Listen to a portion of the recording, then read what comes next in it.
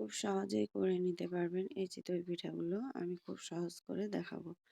আমি এখানে 1/2 কেজি পোলার চাল নিয়েছি। এটা ৮ ঘন্টার মতো ভিজিয়ে রেখেছিলাম। আর এই পোলার চালটা দিলে কিন্তু পিঠাগুলো খেতে এত মজা এবং খুব ঘ্রাণ হয়। আর এর সঙ্গে আমি ভাতের চাল ১ পোয়া ভিজিয়ে দিয়েছিলাম। এটা ভেজাতে সময় লাগে। এটা সারারাত ভিজিয়ে রেখেছিলাম। সেটাও দিয়ে দিলাম। ভাতের চালটা দিলে পিঠাগুলি অনেক সফট হয়। ফ্রেশ গুঁড়ি দিয়ে এই পিঠাগুলি খুব ভালো হয়। আমাকে যখনই খেতে ইচ্ছা করে আমি এই ব্লেন্ডার জারে করে ফেলি। এটাই আমার কাছে খুব ভালো হয় এবং পিঠাগুলো অনেক সুন্দর হয়। আর থকথকে একটা ব্লেন্ডার জারে ব্লেন্ড করে নিলাম। এখন দিয়ে দিলাম লবণ ১ চামচের মতো। আর বেকিং পাউডার ভর্তি করে ১ চামচ। বেকিং পাউডারটা দিতে লাগে কারণ গ্যাসের চুলায় এই পিঠাগুলো ফুলতে চায় না। আর বেকিং পাউডার দিলে খুব ভালো করে ফুলবে। আর এই পিঠা তৈরি করার একটা হলো এটাকে খুব ভালো করে মথে নিতে হবে। আমি এটা অনেকক্ষণ সময় ধরে নিয়ে ভালো করে মথে নিয়েছি।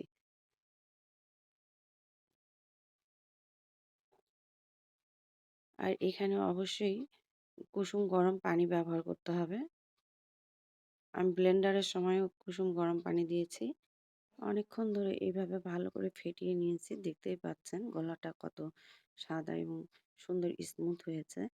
এখন আবারও একটু গরম পানি দিয়ে দিলাম। গরম পানিটা বুঝে দিতে হবে যতটুকু প্রয়োজন গলাটা তৈরি করতে। আর এই গলাটা একটু পাতলাই হয়। সেভাবে তৈরি করে নিব। আর একটু পানি দিয়ে দিলাম। গলাটা আমার হয়ে গেছে। গলার থিকনেসটা দেখে বুঝতে পারছেন কেমন হয়েছে। বেশি পাতলাও না আবার বেশি ঘনও না। এই ধরনের একটা ব্যাটার তৈরি করে নিতে হবে তাহলে চিতইগুলো একদম পারফেক্ট হবে। তো রেজাল্ট পাওয়ার জন্য আমি আধা ঘন্টার জন্য এটাকে রেখে দিব রেস্টে।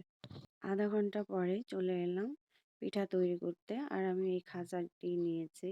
এই খাঁচির মধ্যে কিন্তু লোহার এটার মধ্যে চিতইগুলো খুব সুন্দর হয়। আর তেল ব্রাশ করে নিতে হবে অবশ্যই। আর খুব ভালো করে হিট দিয়ে নিতে হবে।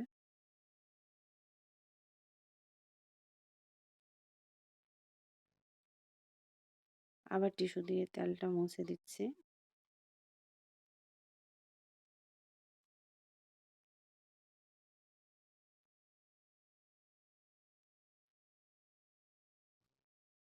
আমি এখন চিতই গলাগুলো দিয়ে দিচ্ছি। আর এটা খুব ভর্তি করে দেওয়া যাবে না। অল্প একটু খালি রেখে দিতে হবে। কারণ ফুলে উঠবে এটা।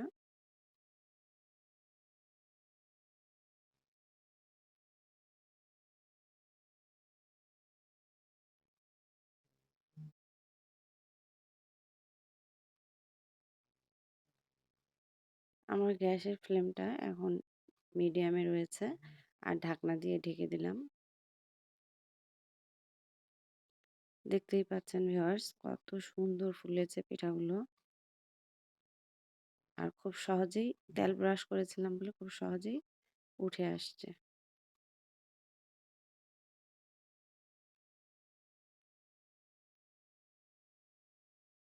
আর আমি যেভাবে দেখালাম ব্লেন্ডারের জারে ব্লেন্ড করে নিলে এই পিঠাগুলো একদম আপনার ১০০% হবে।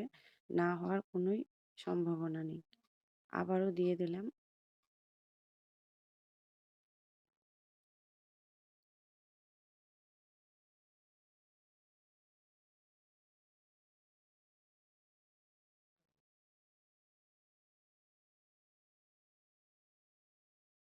গ্যাসের জালটা যখন আবার একটু বাড়িয়ে দিলাম আমি। খুব কম আছে কিন্তু এগুলো ভালো হয় না পিঠাগুলো। এই যে আবারও হয়ে গেছে।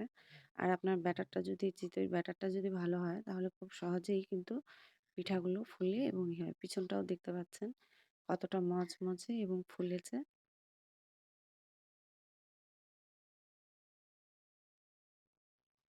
এইভাবে আমি সহজে সব পিঠাগুলো তৈরি করে নিয়েছি।